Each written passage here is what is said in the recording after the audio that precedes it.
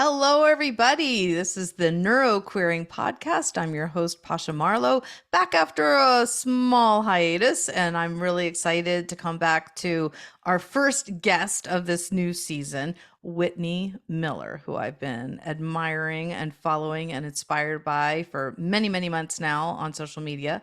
Whitni is a sex educator, pleasure coach, and the CEO of BDEMoves, and a yoga professional, and I'm sure a million other fascinating, nuanced things that we're going to get into.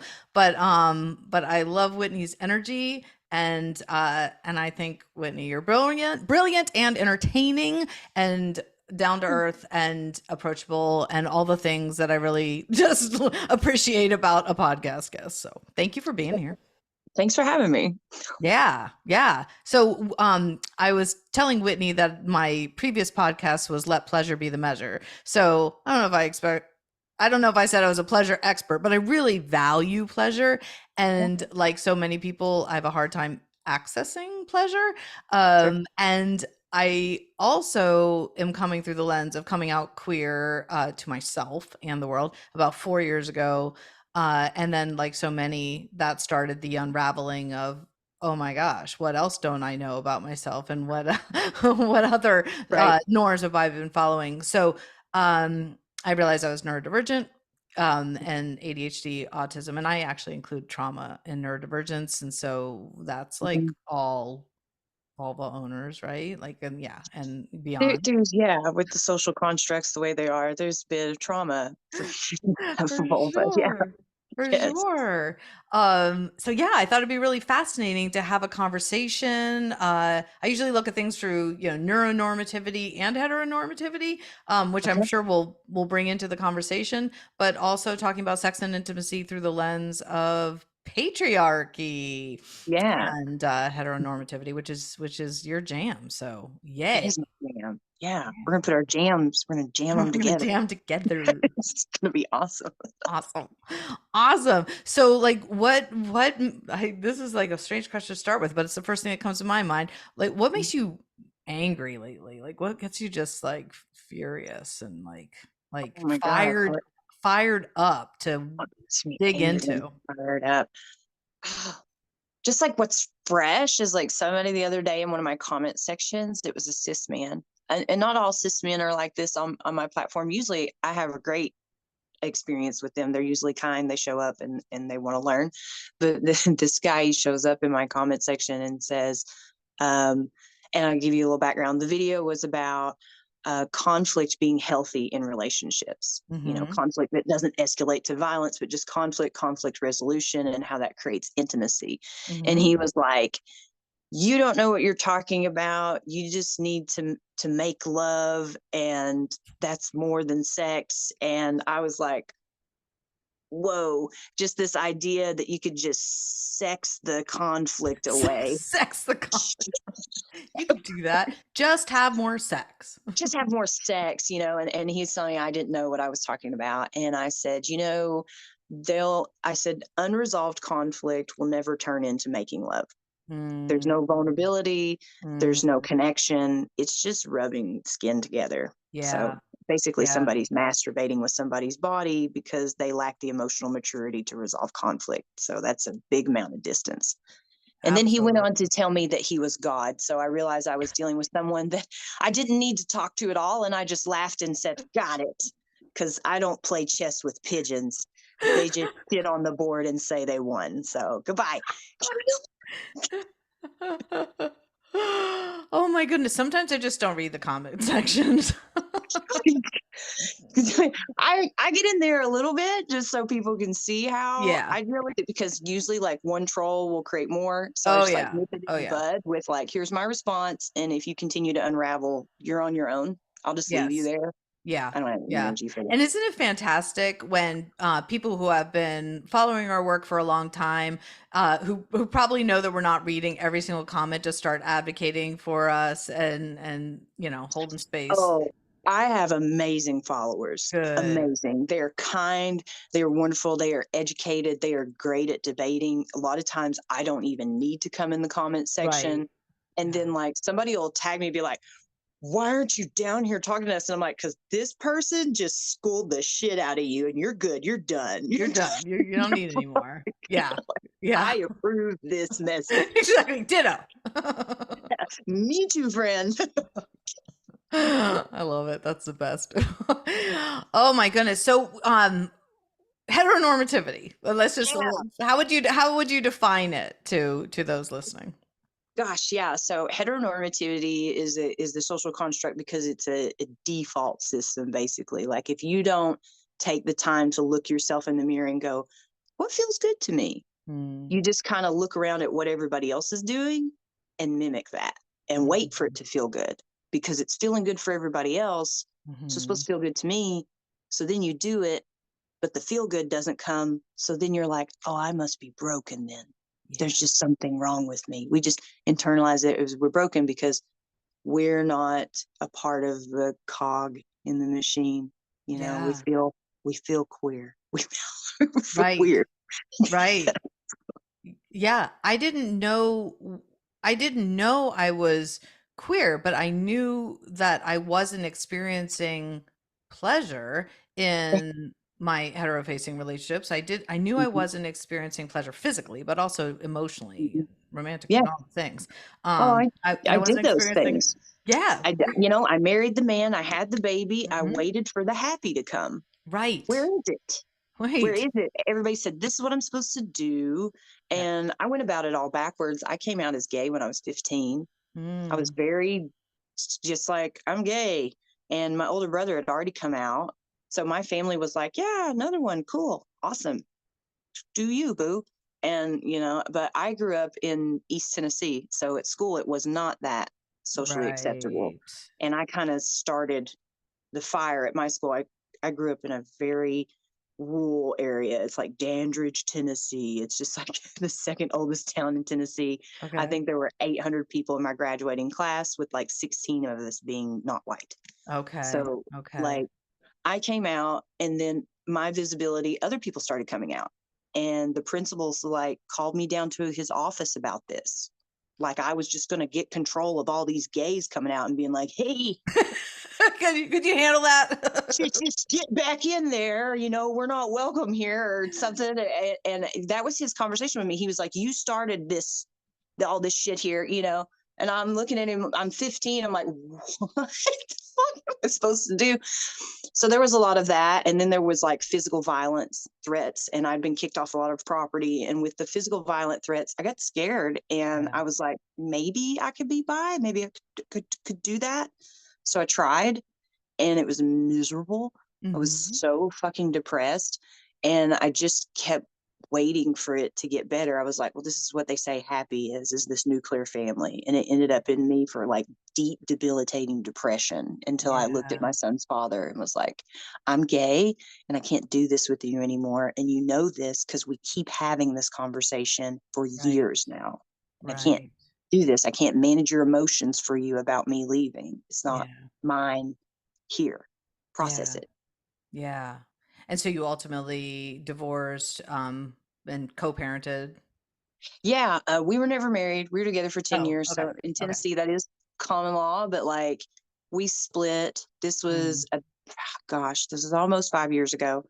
And we do co-parent. We co-parent very well. nice. He has finally come through it. It took him like 3 years to like process his emotions and things. And I think that that's a lot of patriarchy there is like men aren't sure what to do with emotions that don't fit in the anger box. Mm, You know, it's like anger is okay. That's socially acceptable mhm. because patriarchy is shitty for everybody. It's shitty for men too. For sure. And Yeah. like Yeah.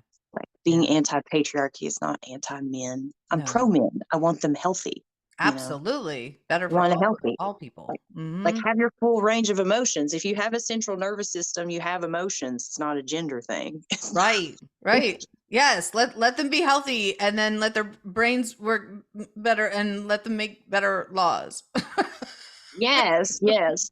Let's just act accordingly and be accountable for your Yeah. emotions. Like my Yeah. ex wanted to put a lot on me, like you're doing this to me. And I'm like, no, this is happening to me and I'm processing it and you need to process how it affects you. But I'm not Mhm. going to not be my authentic self so that you can continue on with this playing house. Yes. What we were Yes. doing, we're just doing life next to each other. We weren't connecting. It wasn't getting deep or anything because I'm depressed. Like, if you want me to stay here and I'm depressed, you don't really love me. Right. You Right. just love the situation and like keeping everything like it is. Yeah. And in all transparency, because I'm sure this a lot of people listening can relate. I'm separated from my soon to be ex. I don't know what's called, but we're living together. Yeah, The economy, housing market, and a chronically ill yeah. child have just left us with dynamics where we're living together in a very hetero-facing life. Where Mhm. maybe not many people even know that I'm queer, but inside our home, it's this really interesting dynamic of co-parenting platonically and Yeah. living in the same house platonically. And I know so many people are dealing with that, but it's so interesting how even though I'm 100% certain I'm queer, and even though I'm 100% certain I want to be able to leave, individuate, get my own place, my God, sometime start to date, find love for myself, fulfilling love that's actually pleasurable. Um, and yet sometimes in fear or wanting safety or wanting security or not wanting to make things too complicated for my son, like all the things that Mhm. come up, then I get pissed at myself, like really pissed that I'm kind of scared or falling back into old patterns. And sometimes I think, well, it's because I can't, but sometimes I think it's like it's this fear of not feeling like I could do it on my own, even though intellectually and cognitively I know I can. I'm just thinking back to our original conversation about like imposter syndrome, and I'm just being honest about the fact that it comes up so Yeah. much when um in this situation Oh, where we're yeah. trying to move apart. Hmm. Absolutely. I mean, you think about all the social constructs that are set up to make a woman second guess herself about whether she can take care of herself or whether she knows how she feels or what she thinks is valid. Yeah. And even that, when you look at the way that the culture treats like two women in a relationship together, they treat it like foreplay for a man. I mean, Yeah. it's disgusting. Like, the word lesbian has been sexualized to the point that these relationships are not seen as legitimate. So Yeah. we have to like meet with all of that and deconstruct it within ourselves and realize that like our 2 feet on the ground is enough. Like, that's enough. Mhm. You can root and ground in yourself. You don't need somebody on the outside to validate and be like, yeah, bitch, that's right. Like, no, it's like, if it feels right in my heart, that's it. I don't need Mhm. anything else. And Mhm. when we're young, nobody tells us that. So as adults, we have to go out and like pay for therapy. Or for me, it was like immersion programs where they were like telling you, you are enough by yourself, looking in the mirror saying, I'm a bad bitch. And like, that's it. Mhm. Like, you don't need Mhm. anybody else to tell you that. So it's Mhm. hard. And it's like, I was telling my fiance yesterday, I was feeling this like in my heart, like a little bit of anxiety. Like, we moved in with each other this week Mhm. and we're like merging our lives together. And it's just, this is the first relationship I've had where it's a true partnership, where it's not like I'm carrying around my partner's debit card and I'm in the home like domesticated. Like, we both work and we both have these independent lives that we've brought together. And I realized, I was like, man, this is my first time like feeling like a full ass adult. Like, Yeah. I'm doing exactly what I want to do. And Yeah. it's on the grounds of nothing else. Cause for so long it was like, is this making my parents happy? Is this making, this partner happy? And I don't give a shit about any of that anymore. I'm like, I'm happy. Yeah. And that kind of gave me a little anxiety, like, oh, but am I, you know, am I really? Yeah, I am. I'm like very happy. This is exactly what I want to do. And it's like, nobody prepares you for that, that when you get exactly what you want, that it will Mhm. shake you. Oh yeah. Yeah, Yeah. especially if you have a trauma history, you'll kind of wonder like what am I missing? When's the other shoe going to fall? What else if I didn't completely know what was going on, then what don't I know now? Yeah. So yeah, yeah, it can be really scary. It can be really scary. We get used to the feeling of Mhm. trauma or chaos or conflict Yeah. sometimes. like Yeah. disappointment is common and it's familiar. Mhm. So I tell my clients all the time, I'm like, comfort zones are not comfortable. They're just familiar. We should call Right. them familiar zones Yeah. because that's all they are. Yeah. I hear you. And so, gosh, this is so cool. So you've just moved in Yeah. with a woman. I Yeah. I was just Yeah. making an assumption. Yeah. Okay. My fiance, And you're she's a wolf. and you're getting married and yeah. This is Yeah. and so it's like you're living these original thoughts as This an adult. 15-year-old me is looking at me and being like, see, this is what I Right. said. Like, Right. All that long, all that time ago, I knew. That's yes. so cool. I'm so And happy for you. thank you. It's hilarious because my mom, she's my stepmom, but she's mom. Yeah. She adopted me when I was 15. When I was like Yeah. getting arrested and doing all the bad things, she was like, "Yeah, I'll sign papers and be your guardian." So at my worst time in my life, she took me in and loved me. So she's mom. Oh, nice. She said when I left my son's father, and she looked right at me and was like, well, we just figured me and your father thought that you were going to have a baby and that you would leave and that you would be with a woman. Like, we thought that that's just what you want to do. I was like, you thought I was out here just trying to like steal somebody's sperm and then go, like, that's what you and dad talk about? Like, you just had a chat. Like, Whitney, she's probably just going to have a baby and then move on to women. So they were not surprised. Oh, they were just like, yeah, this is what we thought you would do. Like, I was like, thanks for telling me. Yeah, I yeah. yes. It's funny when it's anticlimactic when we come out. When I came out in 2019, I was so nervous to come out. I wrote a book about it first. It's kind of a strange way to do it, but I wrote a book called My Next Husband Will Be a Lesbian. Yeah. And my coming out was like showing my family in my book. Here, I Great wrote a book. title. You're in it. Here, just go read it. And nobody was surprised. They're all just like, "What?" My older son, who's autistic, he says, "How many pages is it?" I was like, "That's your only question about me coming out." He's like, "How many pages in your damn book?" Yeah, that's it. That was the only question he ever had. It was like the non-issue. Nobody was surprised. Yeah, No. yeah, When I came out at 15, I didn't even get to come out. My mom opened the closet door and is like, "What are you doing in here?" And I bought a book of like memoirs, like lesbian memoirs, because yeah. I'm 37 now, so this is 22 years ago, and I was at Barnes and Nobles and trying to find something to help me because I'm like, I'm not into boys like my friends are and think something's going on with me. And this girl hit on me the other day, and boy, that made my skin feel really warm and nice. And I want to know what's going on. And she saw me like sneaking to buy this book. And she calls me down to her room, and I come down and I'm like, hey. And she was like, honey, you want to sit down? Do you think you're gay? And I start crying like Mm. it's some Christian conservative family I'm coming out to. Like my brother isn't 17, out and open and accepted. I don't know what was wrong with me, but she's just like, Mm. it's okay, baby. Like, it's fine. Like, Jason's gay. Like, you be gay. My dad's a redneck. So he was like, well, at least you won't get pregnant.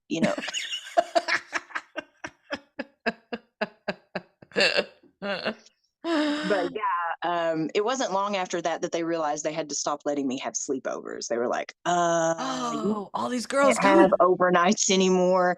My mom come to my room and my girlfriend had like pulled her shirt on inside out and backwards. So the tag's like right here. And the room smells like guilt. It's just like, That's awesome. Yeah, we and can then we can get away with sleepovers with our girlfriends for a long time. I got away with it for a good bit. I had some fun, and yeah, That's they cut that awesome. the fuck off. They were like, we cannot do that. Those are minors, and we could get in so much trouble. Yeah. Oh my gosh, that's amazing. That's amazing. I love it. I love it. And when you were talking about go back to the warm and fuzzy feeling part, which reminded me of attraction and how we feel. But you mentioned things beyond just sexual attraction and the physical sensations. Like what do you want to tell me about attraction? Oh my gosh, so attraction is so complex and it's so layered. Like there's platonic attraction, like when you're attracted to someone because you want to be friends with them. And Hmm. then there's aesthetic attraction. And I get this a lot for like feminine presenting men. I just think they're beautiful. I don't want to wrap my legs around them, but I can't stop staring because they're just gorgeous. Mm. But there's not like that sexual magnetism, like, oh, want to take your clothes off. It's just like those clothes are laying on you so good, and I cannot Mm. stop looking away. And I'm going to give you a compliment if I get close enough.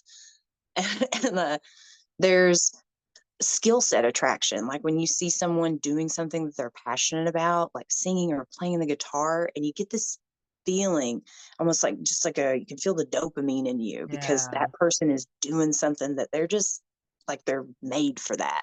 Yeah. And that could trigger sexual attraction, but sometimes it's just you just are magnetism. Attraction is like magnetism, and there's different types of magnetism we feel for people Yeah. because there's asexual people who are interested in romantic attraction and they don't feel that sexual magnetism. And then Mm, I could go all down a deep hole with that because there's asexual people who are sex seeking because they like the physical sensation of sex, but they don't feel the sexual attraction. right. Right. Yeah. Because Exactly. ace is an umbrella in itself. Hmm. Um, ace doesn't equal celibacy. Thank you. Yes. Yeah, it's so big and vast and very Yeah. complex, and Yeah. there's so much nuance to it. But I feel like society loves these boxes. They're addicted Hmm. to them. They love it. They're Hmm. like, okay, you're a lesbian, so that means you're only attracted to women. Well, then we have to talk about what makes someone a woman. And Right. everybody wants to point to what's between their legs, but that's not what makes someone a No. woman. No. Having a vulva doesn't mean you're a woman. There's a lot of beautiful trans men and trans mass people with Hmm. vulvas. They're not women. They're Hmm. non-binary people with vulvas. They're Hmm. not women, you know? And Hmm. what I think what's behind all this is that people are afraid to say who they're attracted to, and they're afraid what society will think about them because they're attracted to that person. And that's why they like the boxes. It's because that Hmm. keeps everybody in their zone. And I'm Yeah. like, yeah, but does that not make you turn your back on yourself at some point? Yeah. Like, And you I, change and evolve, and your experiences yeah, change and evolve, and you become more nuanced, and then you might yes. change your mind. You stop caring about what other people think, especially Mhm. when you get like 35 plus, that shit doesn't fucking matter anymore. And Mhm. that's why you see these droves of people coming out of the closet like around that age point, because it's like before there, like in your 20s, everything is for everybody else. Everything you do is for everybody else. The way you Yeah. dress, put your clothes on, it's the way that people are receiving you. And you forget to think about how you're receiving yourself or if you're Right. being authentic to yourself. Yeah. And then like, and that's why I just call myself queer. I can't predict the future for you, Yeah. and it's like with my partner, yeah, we're engaged and everything, but we do intentional monogamy where we're constantly checking in with each other. Like, hey, you still choosing me today? I'm still choosing you today. Awesome. I love that for us. You let me know if there's somebody else you want to explore energy with, and we can expand what our relationship looks like because I don't want to own you. I want to pursue happiness beside of you. So it's Beautiful. just keeping it real. I've not heard that And term before, intentional monogamy. yeah, Okay. it's the ethical non-monogamy community has beautiful words to like Yes. expand how we look at relationships. And my Mhm. partner introduced that to me because we were both poly when we met each other, and we had like other people who were kind of like compulsory monogamy people look at just dating. I Mhm. guess that's kind of what we were doing at the beginning. And then we had like intended to just keep that going, like, oh, we'll just continue practicing polyamory because we were just looking for fun. But we found that the more time we spent with each other, the less emotional space and energy and time we had for other partners. And she was like, I feel polysaturated with just you. And that's another Mhm. term from the ethical non-monogamy community to explain that you don't have the capacity for other partners. Like, Yeah. Well, what do you mean? But so polysaturated, you don't have the capacity, but is it also that your relationship is fulfilling on many levels? Is that the yes, saturation? Okay. yeah, it's fulfilling it, and like she fulfills all my romantic and sexual needs, and then anything else I need I get through my platonic relationships with my friends because there's not hierarchy of relationships. Your romantic relationships are important, yes, but my friendships are very important, and like interactions like what you and I are having right now, this is fulfilling as well, like intellectual stimulation. Yeah, yeah, I like that term, polysaturated. Very cool. And you're speaking to me on so many different levels in the on the attraction side of things. And one of the reasons why perhaps I regret the title of my book. I mean, I did what I did at the time. It seemed like the best idea, but I was with the understanding that if I didn't want to be with men, I wanted to be with women. If I was wanted to be with women, that meant I was lesbian, or that I would hopefully someday identify as a lesbian. I was still very much in the messy middle questioning. Nonetheless, um, that is not how it's played out. I've not partnered with anyone, and it's now 5 years anyhow. And it's, for me, I'm literally waiting for a human to light me up. Yes. I have no words for this other than, like, I know I'm not straight.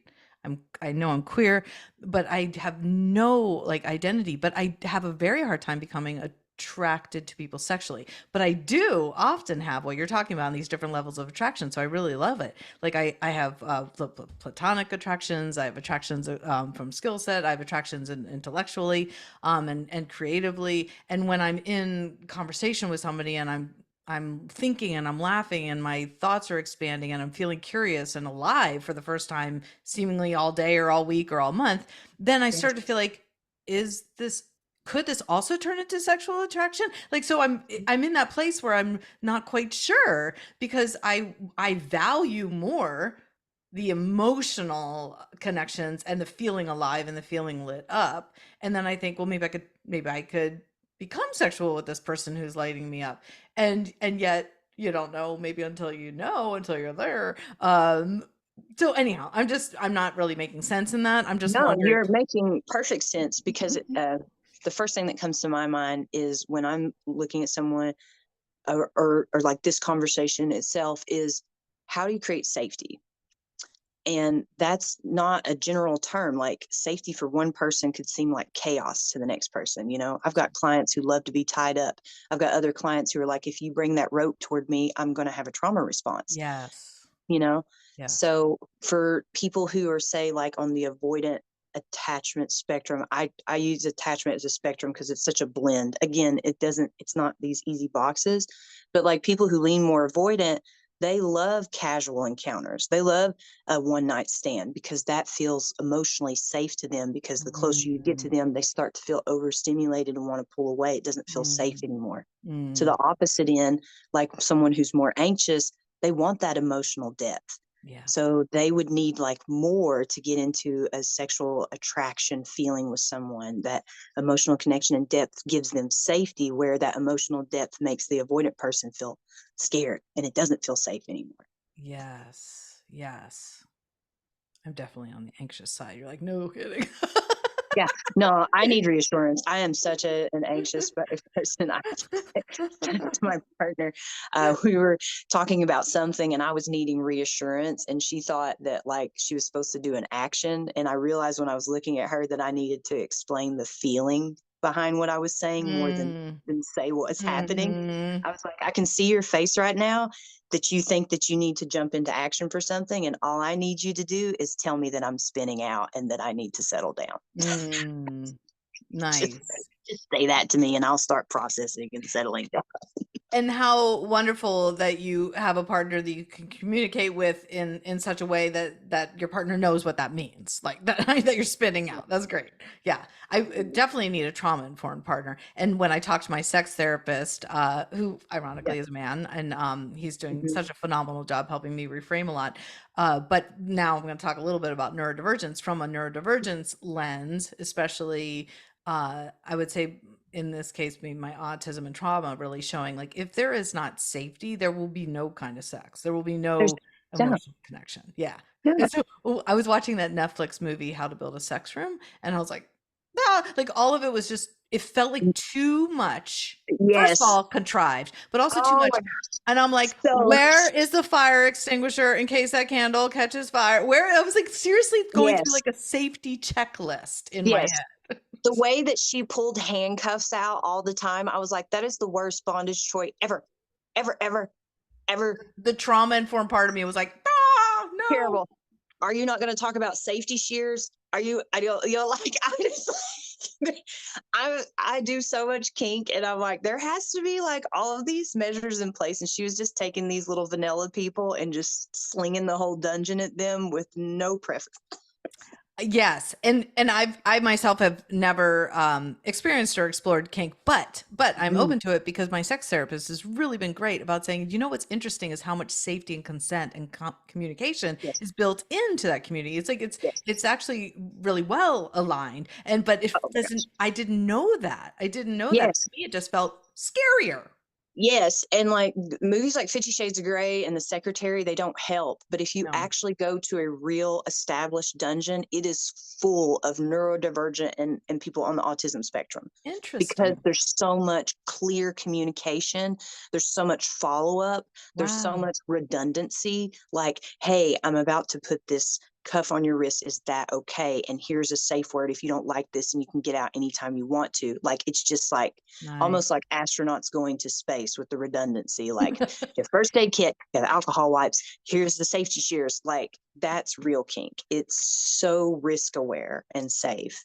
That's really cool. That's reminding me of when I say structure equals freedom. It's like structure Mhm. doesn't have to be rigid and boring. It's like the structure allows us to play and be free. Yes, Yeah. it's the language that's provided. I do a lot of things where a lot of content that's like BDSM things for vanilla folks. Like, I'm trying to Mm. bring that Bridge together the because gap. so many people look at people who practice kink as like, is that some trauma shit you're working out? And I'm like, sometimes it is, but the Mm. point is that the person who is working it out is given this like nest to sit in with it, and they're in the driver's seat, which is the spin on someone who's like working through trauma. Is that trauma is when power was taken from you, Yeah. and kink is a place where we give your power back Mm. in tenfold. And Mm. in ethical non-monogamy communities, they do the same thing. They create a ton of language and redundancy and transparency where people experience trauma, like relationship trauma.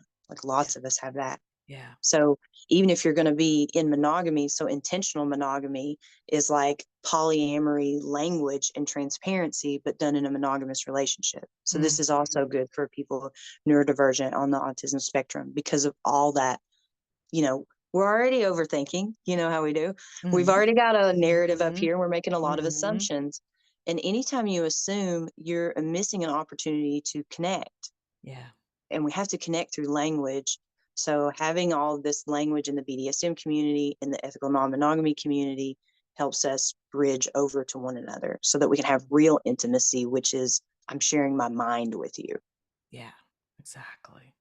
Mhm. That feels so good and feels aligned and integrated with who I am, and will resonate so much with people out there listening. And I know a lot of my clients are neurodivergent and queer.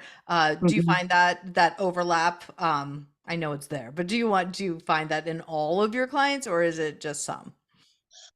Most of my Uh, clients hit somewhere on the yeah. spectrum. Um, I haven't figured out where the Venn diagram is for all Yeah. that, but it's like I noticed it very blaring when I started going to BDSM dungeons, that there were a lot of people on the spectrum there, and it made so much sense. It just hit me over the head. I was like, well, of Yes. course, Yes. because we're all being so clear and just like straightforward, and there's no assumptions whatsoever. And it's like the aftercare follow-ups, like that was a Mm. huge empowering experience for me, because when I was single was when I started going to the dungeon. And at that point in time, I wasn't mixing kink with sex like I did before. When I practiced kink before, it was like in relationships. But my first time going to like a public dungeon, or it's private, it's like invitation only, but I'm in the room with a lot of strangers. I so don't I'm, like, trying to figure out what you mean by dungeon, but I'm Yes. just, like, So I'm going to pretending try to to like know. paint you a picture from here so we're not just over here in the land of assumption. It's a 3,000 square foot concrete room that is cleaner than any hospital I've ever been in. And there are places set up for scenes. So a scene is like carried out between one or more people that have negotiated what will happen. So there are props. Sometimes there's like a St. Andrew's cross, which is like a huge X where somebody can be like hooked to it with restraints, little D-ring carabiners, if they like that thing. Bondage makes me feel free because I have a lot of sexual energy. So I feel like when I'm tied up, I can just let all that out. So Hmm, usually people who like bondage, they feel like they have a ton of sexual energy, and it makes them feel like they can just let it all out because they're tied up. They won't overpower the other person. Or wow, sometimes they like the feeling of surrendering and being overpowered by someone. It feels okay. good.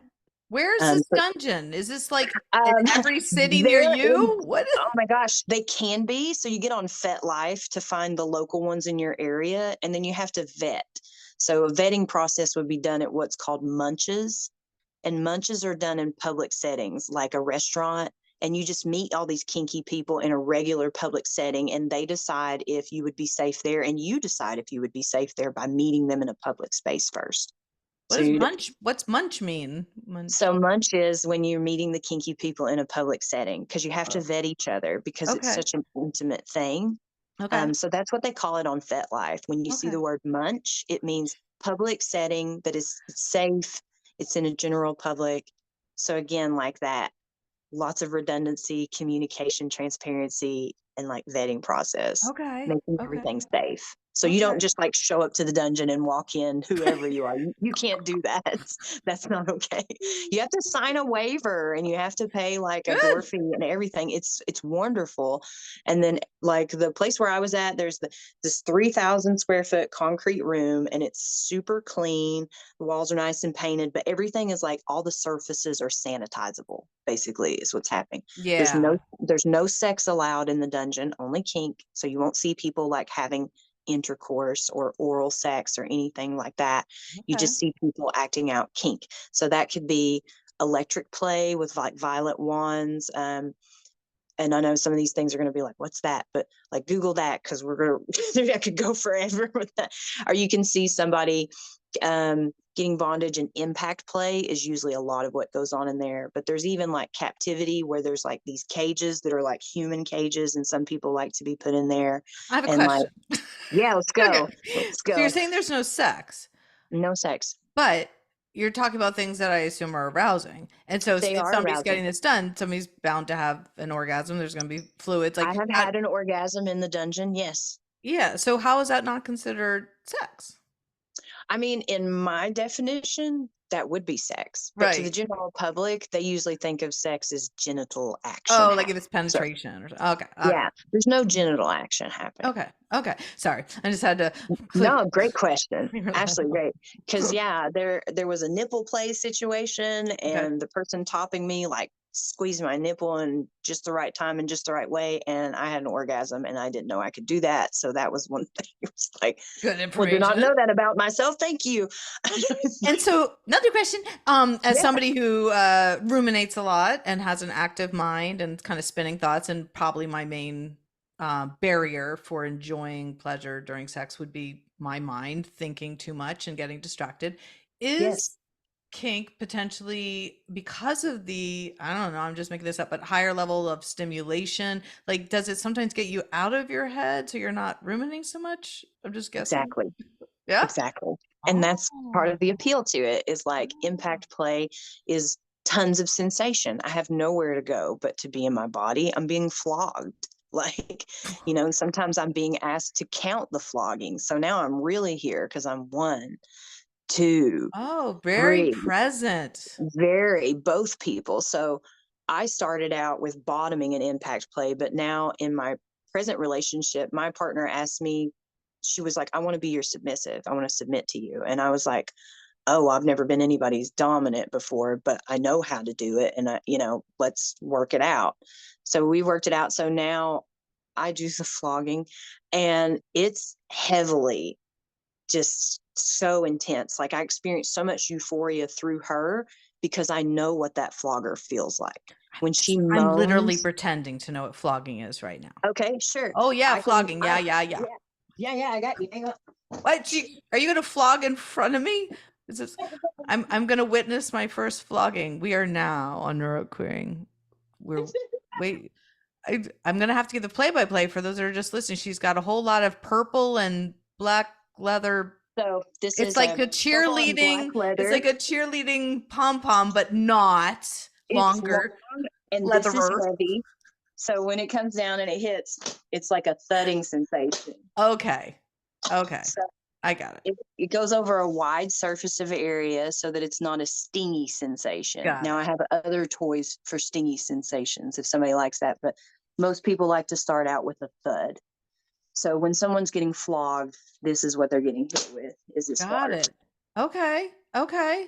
Yeah, so the smell of it too can be triggering, like can trigger a delicious sensation, because it's like, if you smell the leather, then you remember the last time you smelled the leather and the pleasure that you experienced with it.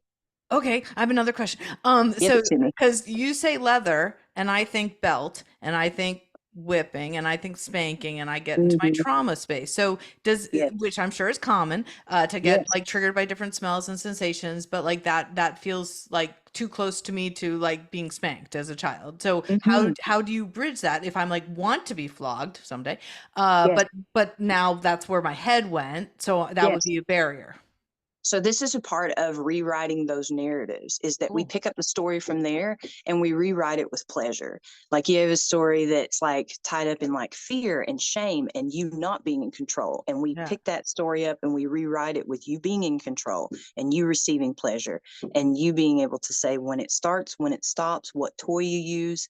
Because like when I was bottoming, somebody would just hand me their bag of yeah, impact toys and be like, hey, go through that and tell me which ones that you don't want me to use, which ones you do want me to use, and they would just act accordingly with that. So there's a negotiation that happens before. got it. That's a Mhm. huge part. Yeah. So everybody is acting within the boundaries and limitations, and there's where we get the trust. So it's Hmm. an active trust exercise. It's like, I'm not going to hit you harder than you want me to. I'm going to stop when you want me to. I'm not going to use anything on you you don't want me to. Mhm. Mhm. And then you start to rewrite these narratives. Now you have a new memory. So now leather brings up the last interaction that you had instead of Yeah. the traumatic one. Yeah. Cool. I have when I work with couples, not with kink, clearly. Good. I'm really glad you're not coaching kink because vanilla. So Anyhow, but we do talk about code words and during sex and intimacy, or even just a social situation that we want to get out of. We talk about code words. damn right. So I'm just curious if you have a certain practice or preference about choosing the code words, or which ones you Mhm. have found to be common, because people are always like, I can't think of one, and then it always comes back to pineapple or It's something. always pineapple. I don't know what it is about the What pineapples, I but weird I mean, I know that pineapple has some like roots in like the swinging world, right? yes, you put them on your porch to like let people know that you're a swinger. You wear pineapples to like Yeah. signal to other people who know what the pineapple means. How did It's like pineapple rainbows become a for queer code word? people. I'm not sure, Oh, but it might have been in an SNL skit.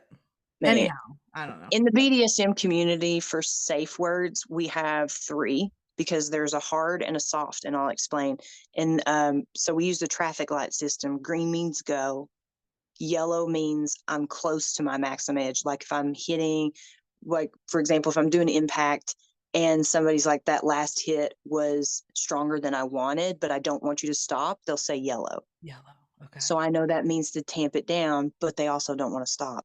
But if somebody says red, that means everything stops immediately and we start aftercare. So if you want cuddles, water, snacks, Netflix and chill, or to be left alone, we start the aftercare. Hmm. I like it. It's easy. It's something universal, you know? Yeah. Yeah. Yeah. Brilliant. I love all this. This has taken such a different turn than I thought we'd be talking about. It's so complex. I tell you, it's so complex. And I'm like, pleasure's spelled different by everybody. Like, it's so funny because the levels when we started talking about heteronormativity, that the levels of moving away from heteronormativity are so mhm. vast, and so I'm just Yes. recognizing and witnessing in myself like how much further and more expansive I can become.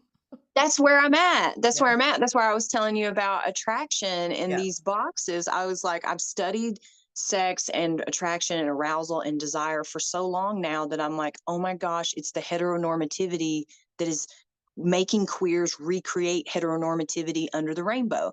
They Yes. don't understand that like being lesbian, pan, bi, and stuff, that's just heteronormativity with a rainbow painted on it. Like it's just more That's what complex it than that. feels like. That's why it hasn't been attractive to me. Interesting. It's Yeah. not just, it's just rigid once again, and then you get into like gold star lesbians and platinum gays. And now we're right back to being obsessed with genitals, which is ridiculous. Yeah, and hierarchy and all of Yes. And that's yeah. patriarchy. That's Mhm. white supremacy patriarchy when you're Mhm. talking about judging someone based off of their sexual history. Hell, that's purity culture. That's patriarchy 101.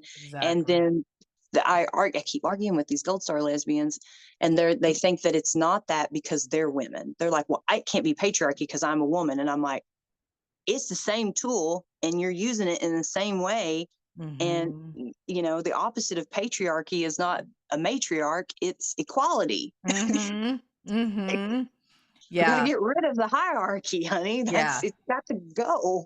Yes. Yes. Yes. Yeah, I think I stitched you on TikTok when you said that because it really impacted me. The opposite of patriarchy is not matriarchy, it's equality. And That's Bell Hooks. Bell Hooks taught me that. okay. And actually, that interesting. I was just thinking about Audre Lorde. You can't dismantle the master's house with the master's tools. Yes. Yes. Same I point. go, Black women are always going to tell you how to heal better than anybody else. They are going to tell you, you cannot get healing from white men. Like everybody's like, oh, read The Body Keeps the Score. I'm like, that's just some other white dude trying to sell me healing. You're the oppressor. What would you know about healing?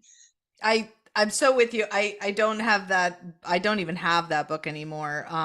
But have you read the Judith Herman one that just came out? Trauma. Not. It's a I'll trauma have to and keep it. it's a really nice that it's a woman. Truth and repair, but it's about Yeah. how your trauma turns into activism and justice Yes. work. So that's really cool. And Damn one, right. what's that? I was like, damn right. Your Right. trauma turns into activism. Fuck yes. Exactly. Unfortunately, the person who wrote the little stinking, what do you call it, on the top of the book, go figure, was Vanderkolk, but whatever. I He, know. he It's just he approves this message. I'm like, dang it, that's why I didn't buy it.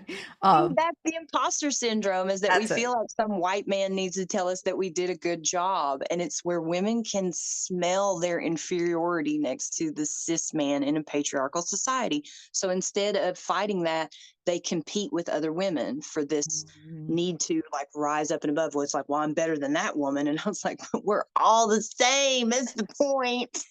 Nobody's better. We're just different. Shit. Oh gosh, yeah. Oh, I can feel my brain going on like so many tangents right now, and Right. you and my listeners probably like, oh, this is a whole new podcast episode. Like, have you read Communion by Bell Hooks? Communion. No, I don't think I have. Oh my gosh, it's such an easy read. It's a small book and it's Communion, The Okay. Search for Female Love. And she even has a whole chapter for lesbians in there. And that's where it hit me that Gold Star lesbian was just another hierarchy in queer society. And they're not alone in that. Like platinum gay men, these are men that are born in cesarean births. So they've never touched a vagina. Therefore, they are the most gay. And I'm Because that like, was that their choice in doing, right? is What the heck? get the fuck out of here. And then when I have these conversations with people who identify as Gold Star lesbians, they argue with me that they should be allowed to be proud. And I'm like, proud of what? And they say, well, I was true to myself. And I'm like, well, so were late bloomers. They were acting on the information that they had at that time and acting accordingly with what felt authentic to them with the information that they had at that time. So again, what are you proud of? Mm-hmm. Mm-hmm. Mm-hmm. Yeah. Yeah. And what are you saying about those women when you say like, oh, I made it and I was true to myself and I didn't do what society told me that I should do? Yeah, there's a lot of looking down on. I dated one day, 1 hour, a Gold Star lesbian who she's that's how she identified, and immediately the narrative was I'm lesser than, I wasn't as true to myself, I wasn't as brave, Yes. I wasn't as intuitive, uh Yes. and then we had an interesting conversation about public displays of affection Mm-hmm. because I was I was saying, I was pretending it was going well, but it wasn't. Mm-hmm. Asking if I could hold her hand, and she said, "There you go again, because you didn't have to do all the work to fight for us to feel safe, to hold hands in public. So no, you can't come out as some newbie lesbian just late on the scene who like thinks it's okay and safe to have public displays." I was like, "I'm sorry, I'm sorry, I'm sorry." What the fuck? I was like, it was really But this is like fascinating. silencing women and quieting women, and it's like there's nothing feminist about any of that. And Right. it's just, oh Mhm. man, it's so Mhm. odd to me. And it's like, I Mhm. do have the experiences of the violence and knowing how it's an act of courage to hold hands in public, but I've also slept with cis men. So I still understand what she was saying. I would never say it that harshly to someone. It's Yeah. like my partner grabbed my hand. We were going to a grocery store in the country town that I live in. I think you were there for this conversation where I just kissed her hand and I said, "Hey, that's not safe for us to do that here."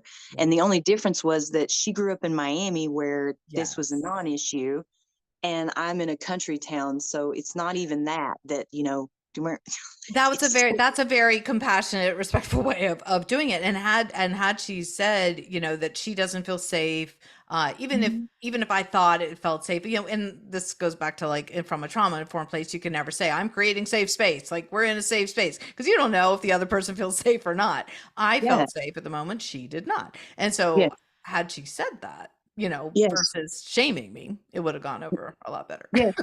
But it's like the whole rhetoric is coming from a place of insecurity where Yeah. we're like trying to put people through these paces of like, well, how gay are you? And I'm like, oh my God. Yeah. Like now we're back to attraction and how it is Exactly. more than the flesh on somebody's bones. Okay. Like if you think that attraction is just skin deep, then you're about as deep as a fucking puddle. It's Yes. just say that you're shallow. Just say that. But don't Just try to put us just all claim in it. the fucking box. As if being a lesbian means I'm attracted to all women, but you're not. You're attracted to the women that you're attracted to for reasons more than them just being a woman. Absolutely. Absolutely. Oh goodness. All right. This is that moment where I'm like, I could talk to you forever and I wish I could Yes. because I'm gonna go back to my boring hetero-facing life and this sounds so much better and this feels really good. But alas, my listeners will They not only have listen so much much time. longer. They only have No. so much time. Their car ride or wherever they've been driving listening to this, they've already arrived. They're now in the parking lot Yes. waiting for us to wrap it up. Maybe a disclaimer before this one's for the road trip. If you're on There a you road go. trip, The road trip. I love it. I love it. But so much fun and such a pleasure meeting you, this Whitney. is awesome. I, Yeah. I usually don't get to talk like this, so I appreciate it. Oh, good. I just assume you talk like this all the time. No, I talk like this to my partner. I'm working up the nerves. Like, you can't talk like this on TikTok. You only get 200 views. Yeah. Yeah. Or band or something, right? Yeah, so Yeah. you get this. Yeah. Well, I'm happy to have another conversation anytime. Yeah, So, yeah, yeah. yeah. Just hit me up. I'll make time for it for sure. I love this. Great. Great. Well, I will be talking to Whitney again soon. And if people want to talk to you, reach out to you, follow you, all the things, how do they do it? They do it from my website. It's a BDE hyphen, so like a dash moves.com. And you can find everything there: my YouTube, my Instagram, my TikTok, my private Facebook group, my Patreon community. I also have an OnlyFans. If you're into that, come on over. I do It's everything. like dungeon style OnlyFans. No, it's Oh, just like home videos of me and my fiance like having morning sex or whatever sex we're having that day. cool. In the future, we've thought about putting like impact scenes and stuff on there, but we just was like threw the camera up and was like, "Hey, you want to see this? Here's the monthly rate for that." Awesome. Awesome. I love it. I'm like, and if you want to talk to me, I have no sex scenes to show you. I've got no. Anyhow, you can find me on TikTok and Instagram and Facebook Yeah. and at pashamarlow.com. And by the way, if BDE, if you want to know what it stands for, it's big dick energy. So it's BDE in case it was hard to hear what the letters were for those that are just listening. Yeah. Yeah, because I had to ask too. All right. Well, so much fun. Thank you, thank you, thank you, Whitney. Yeah. Yeah. Awesome. And for those that are listening, if you like this episode, of course, all the things, like it and star it and review it, but also share it because Yeah. hopefully this conversation will help enlighten or inspire or liberate somebody. And yeah, it would be really exciting to hear your thoughts on it. So feel free to reach out. Cool, cool. All right. Thank you, Whitney. Bye.